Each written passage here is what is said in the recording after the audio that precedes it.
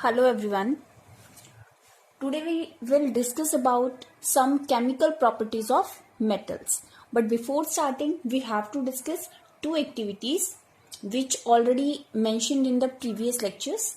So activity 1 in NCERT book is to show metals are good conductor of heat. जैसे कि हमने discuss किया था फिजिकल प्रॉपर्टीज ऑफ मेटल्स में, metals are good conductor of heat.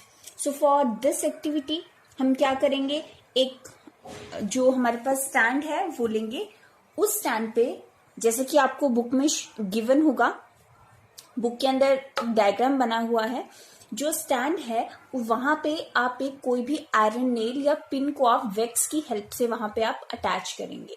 और जब वो अच्छे से अटैच हो जाएगा उसके बाद एक हम बर्नर लेंगे और बर्नर की हेल्प से उस स्टैंड को गर्म करेंगे. आप देखेंगे कि आफ्टर सम टाइम जो आयरन नेल है वो स्टैंड से नीचे गिर जाएगी. सो दैट मीन्स जो वैक्स वहां पे प्रेजेंट था वो मेल्ट डाउन हो गया एंड बिकॉज ऑफ दैट जो आयरन नेल था वो नीचे गिर गया. So this activity shows that metals are good conductor of heat. तो ये था हमारा एक बेसिक सा एक्टिविटी जो हम जूनियर क्लासेस में भी डिस्कस कर चुके हैं. इस एक्टिविटी को नोटबुक में नोट डाउन करने की कोई जरूरत नहीं है बिकॉज ये बहुत ही बेसिक सी एक्टिविटी है. आफ्टर दैट हम बात करते हैं एक्टिविटी 2 की. सिमिलरली ये एक्टिविटी भी हम नोटबुक में मेंशन नहीं करेंगे. फॉर दिस एक्टिविटी है हमारे पास to show the metals are good conductor of electricity. यहाँ पे हम बात करेंगे मेटल्स जो हैं वो इलेक्ट्रिसिटी की गुड कंडक्टर होती हैं. तो इसके लिए हम एक सर्किट बनाएंगे. सर्किट के लिए एक बैटरी के साथ एक बल्ब हम अटैच करेंगे और उसके साथ साथ हम वहां पे एक स्विच लगाएंगे जैसा कि बुक में डायग्राम में शोन है. उसके बाद हम क्या करेंगे, जो हमारे वायर्स हैं उनके बीच में हम एक एल्यूमिनियम फॉइल जो होती है उसको हम लगाएंगे. तो आप देखेंगे कि जैसे आप सर्किट पूरा करेंगे बल्ब जो है वो ग्लो करना शुरू कर देगा. दैट मीन्स जो एल्यूमिनियम फॉइल है वो इलेक्ट्रिसिटी को कंडक्ट करती है and this activity shows that metals are good conductor of electricity. So ये थी हमारे पास फर्स्ट एंड सेकेंड एक्टिविटी. अब हम बात करते हैं हमारी केमिकल प्रॉपर्टीज ऑफ मेटल्स के बारे में. केमिकल प्रॉपर्टीज ऑफ मेटल्स के लिए जो हमारी एक्टिविटी थर्ड है दैट इज मोस्ट इंपॉर्टेंट. तो इसके लिए हम जो एक्टिविटी है पहले उसको डिस्कस करते हैं. आफ्टर दैट हम केमिकल प्रॉपर्टीज पे आएंगे. हमारे पास एक्टिविटी है to show that metals and non metals react differently.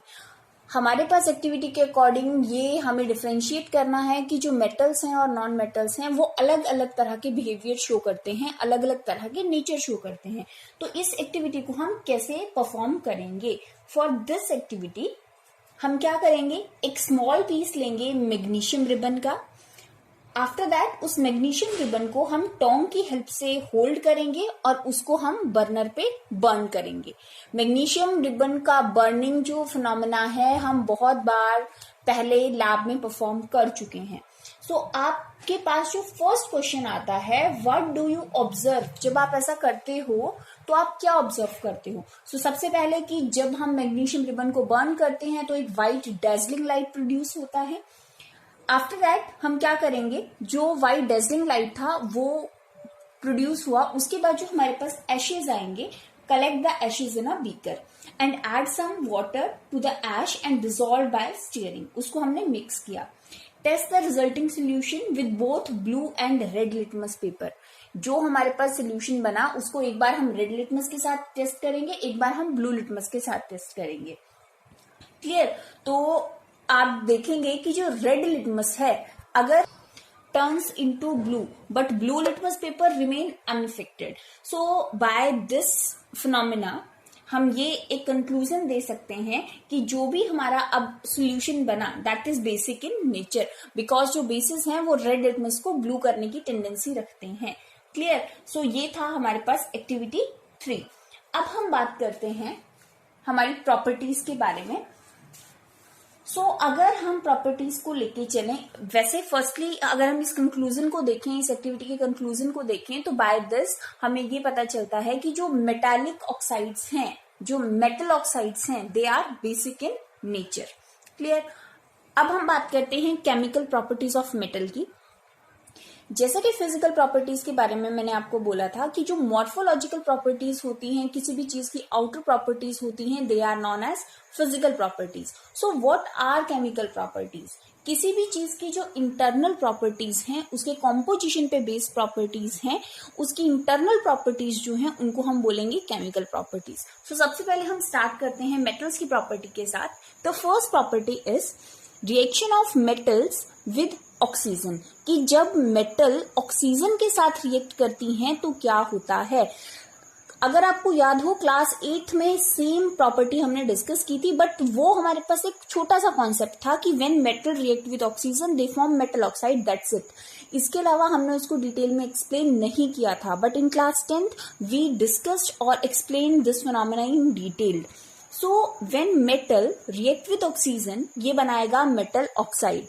और अभी अभी हमने एक एक्टिविटी डिस्कस की, on the basis of that activity it is clarified कि जो मेटल ऑक्साइड्स हैं they are basic in nature. So metal oxides are basic in nature, already हम प्रूव कर चुके हैं। सो अब हम यहाँ पे एक एग्जाम्पल लेते हैं। फॉर एग्जाम्पल मैग्नीशियम है। मैग्नीशियम को जब हम ऑक्सीजन के साथ रिएक्ट करते हैं, अब ऑक्सीजन के साथ रिएक्ट करने का मतलब है जब हम उसको बर्न करते हैं, बिकॉज बर्निंग फिनोमेना जो है वो that is a kind of oxidation और that is a kind of react with oxygen. तो जब हम मैग्नीशियम रिबन को ऑक्सीजन के साथ रिएक्ट करते हैं हमारे पास आता है मैग्नीशियम ऑक्साइड। अगर हम इसका कलर चेंज देखें, ये जो कलर चेंज है इसके ऊपर based exam point of view से बहुत इंपॉर्टेंट क्वेश्चन बनते हैं हमारे पास। तो जो मैग्नीशियम है उसका कलर होता है सिल्वर। मैग्नीशियम रिबन आप सबने देखा है। अगर मैं बात करती हूँ मैग्नीशियम ऑक्साइड की, that is a white colour powder. जो उसका ऐश बनता है that is white powder. After that in the second reaction copper plus oxygen, copper plus oxygen हमारे पास बनाता है कॉपर ऑक्साइड।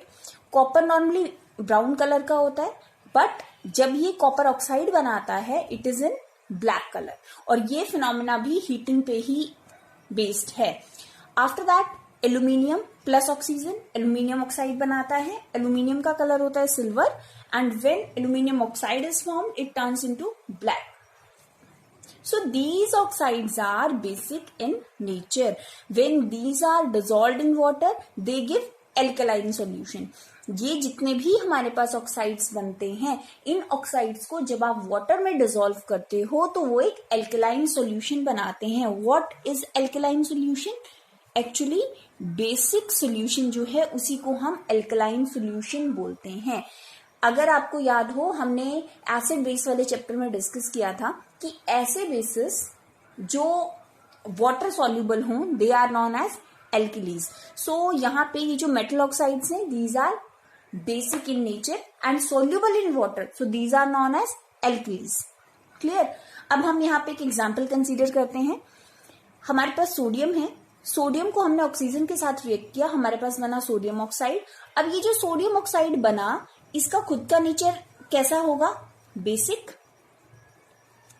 अब ये जो बेसिक ऑक्साइड बना इसको जब हमने वाटर के साथ डिसॉल्व किया हमारे पास बन गया सोडियम हाइड्रोक्साइड, और आप सबको पता है कि sodium hydroxide is a alkali. तो अब ये जो अल्टीमेटली हमारे पास सोल्यूशन आया, this solution is also known as alkaline solution. इसको हम बेसिक भी बोल सकते हैं और एल्कलाइन सोल्यूशन भी बोल सकते हैं। क्लियर? अब हम बात करते हैं reactivity of metals with oxygen. ये कॉन्सेप्ट तो हमारा ये था कि जब मेटल ऑक्सीजन के साथ रिएक्ट करता है तो क्या बनाता है, क्या फॉर्मेशन होता है।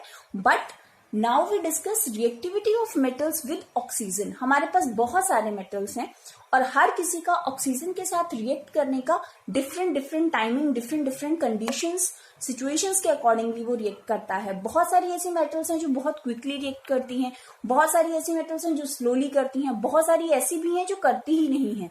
कुछ ऐसी हैं जिनके लिए स्पेसिफिक कंडीशंस चाहिए like temperature, pressure and all. So अब हम डिस्कस करेंगे कुछ मेन मेटल्स के बारे में, इंपॉर्टेंट जनरल मेटल्स के बारे में कि वो किस किस कंडीशन पे रिएक्ट करती हैं। So start with the first. Metals like sodium, potassium and calcium react with oxygen even at room temperature. ये ऐसी मेटल्स हैं, ये जो हमारा टॉपिक है बहुत ज्यादा इंपॉर्टेंट है।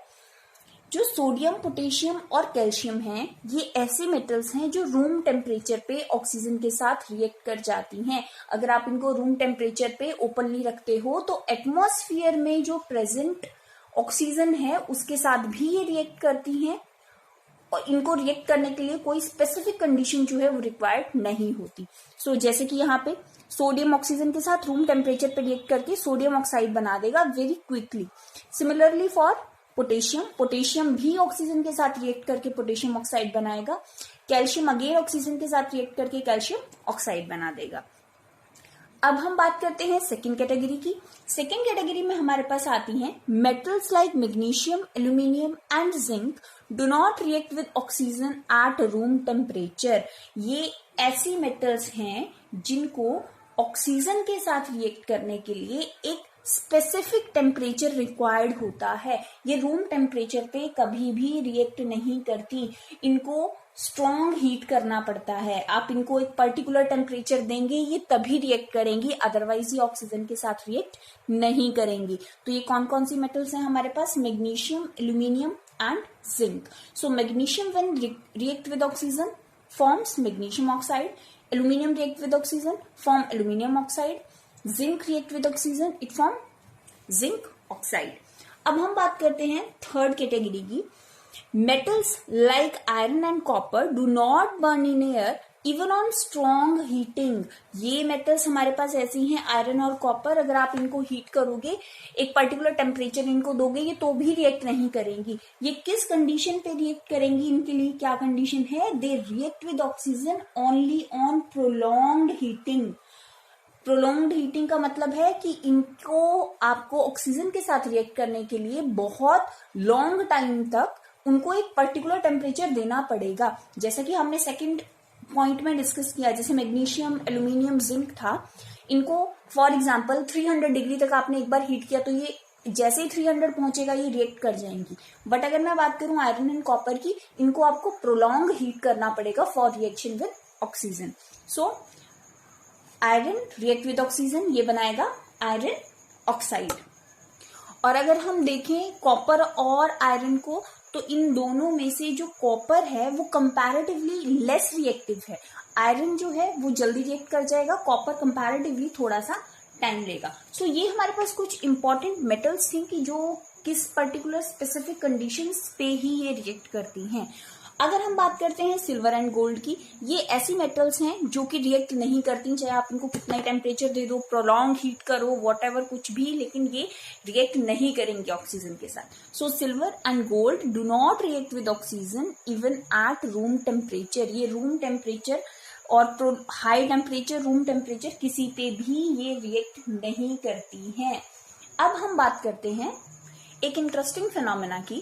जैसे कि at ordinary temperature the surface of metals such as magnesium, aluminium, zinc, lead and all are covered with a thin layer of oxide. ये जितने भी मेटल्स हैं एक बार रिएक्ट करेंगे और एक थिन लेयर जो है मेटल की वो उसके ऊपर बना देंगी। And this protective layer of oxide prevent the metal from further oxidation. जैसे for example this is a pen, हम अज्यूम करते हैं it is made up of zinc. अब ये अगर जिंक से बना हुआ है, एक बार इसका अगर ऑक्सीडेशन हुआ, एक बार इसके ऊपर ऑक्साइड की लेयर जो है वो डिपॉजिट हो गई, तो अगर एक बार जो ऑक्साइड की लेयर डिपॉजिट हो गई वो उसको फर्दर ऑक्सीडाइज नहीं करेगी। इसकी टॉप लेयर अगर मेटल ऑक्साइड बना दिया, वो नीचे वाली लेयर को प्रोटेक्ट करेगा, नीचे वाली लेयर को वो खराब नहीं होने देगा। ऊपर वाला लेयर खराब हो गया, ओके, मतलब जो मेटल ऑक्साइड है वो खुद एक प्रोटेक्टिव लेयर के जैसे काम करता है in the case of specific metals. अब जैसे कि अगर हम बात करते हैं एल्यूमिनियम की, aluminium is known for to be self-protecting metal because a thin coating of oxide layer is formed on its surface when exposed to air। अगर हम एल्यूमिनियम की बात करते हैं, वो खुद के ऊपर एक लेयर बना देता है। अब वो जो लेयर है वो उसको फर्दर ऑक्सीडाइज होने से, उसका कोरोजन होने से उसको प्रोटेक्ट करती है। और ये जो इन पर्टिकुलर मेटल्स का एक ये कॉन्सेप्ट है, जो नेचर है, इसको हम नाम देते हैं anodising. The process of forming thick layer of oxide on the surface of metal, इसको हम क्या बोलेंगे? एनोडाइजिंग। एनोडाइजिंग एक बहुत ही इंपॉर्टेंट फिनोमेना है, बहुत ही ज्यादा। ये एक सेल्फ प्रोटेक्टिंग टेक्निक है जो मेटल्स खुद से खुद को प्रोटेक्ट कर लेती हैं, वो फर्दर ऑक्सीडेशन नहीं होने देती। कोरोजन से, इस मेथड से हम मेटल्स को प्रिवेंट कर सकते हैं। Clear? So this phenomena is known as anodising. अब हम नेक्स्ट लेक्चर में डिस्कस करेंगे इसकी जो कुछ बची हुई प्रॉपर्टीज हैं उनके बारे में, एंड आफ्टर दैट हम जाएंगे नॉन मेटल्स की केमिकल प्रॉपर्टीज। Thank you.